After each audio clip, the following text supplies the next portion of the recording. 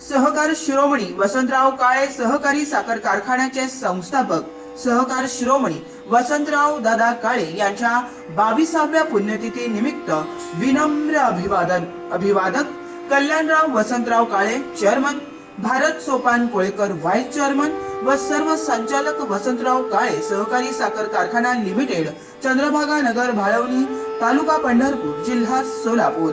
घडामोडी पाहण्यासाठी आमच्या YouTube चॅनलवरील PVR म्हणजेच पंढरी वार्ता या न्यूजला सबस्क्राइब करा आणि शेजारील बेल आयकॉनवर क्लिक करा।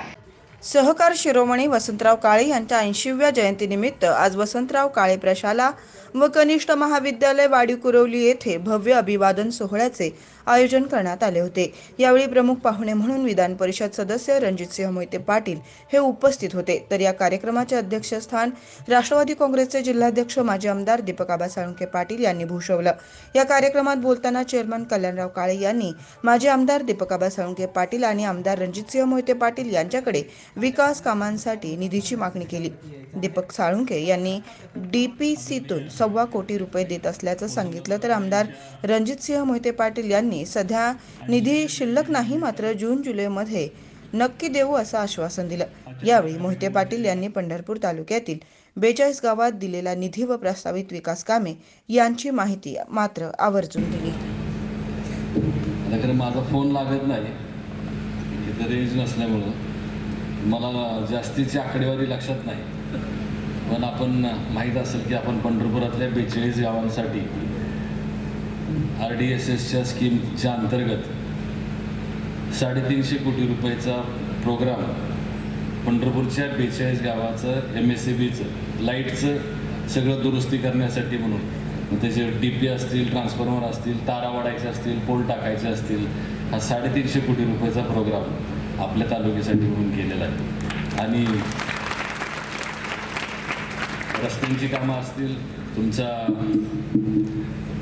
वाघोलीचा आणि वाफेगावचा पूल जो जोडणारा पूल आहे, वाघोली आणि वाफेगाव पंढरपूरला जोडणारा, त्या दोन्ही पुलाला मंजुरी मिळालेली आहे। तसंच बऱ्याच दिवसाची तुमची मागणी आपल्या ह्याची आहे, कुठल्या पुलाची?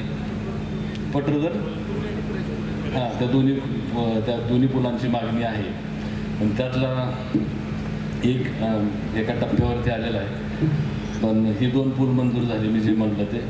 आणि बाकीची कामं आपण तांडा वस्तीची असतील, दलित वस्तीची असतील, किंवा अजून आपल्या सगळ्यातला महत्त्वाचा जो आपण हॅमचा रोड, नदीकाठचा जो आपण मागणी केलेली आहे, तो देखील उद्या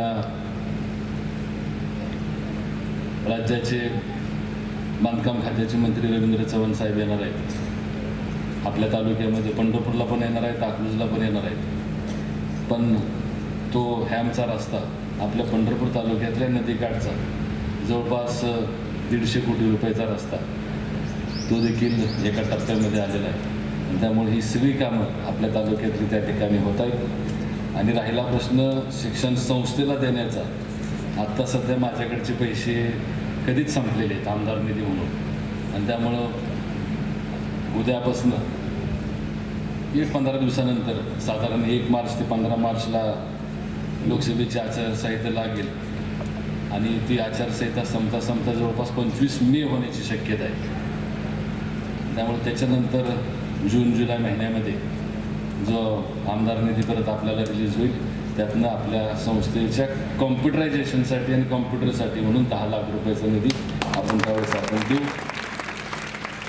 हे एवढंच भाषण आपल्यासाठी, तिकडच्या मंडळींसाठी, कारण की 1 महिन्यानंतर आपणच 3 महिने बोलणार आहे, कारण की लोकसभा आहे, मग काय चालूच राहणार आहे। त्यामुळे आता कारण की दीपक आबांनी पैसे दिले म्हणल्यावर मी काहीच दिले नाहीत असं व्हायला नको, म्हणून मी काय केलं एवढंच सांगायचं होतं। खरी सांगणारच नव्हतं, पण ते धर्मसंकट टाकलं आणि आकडेवारी माझ्याकडे आता निश्चित नाही।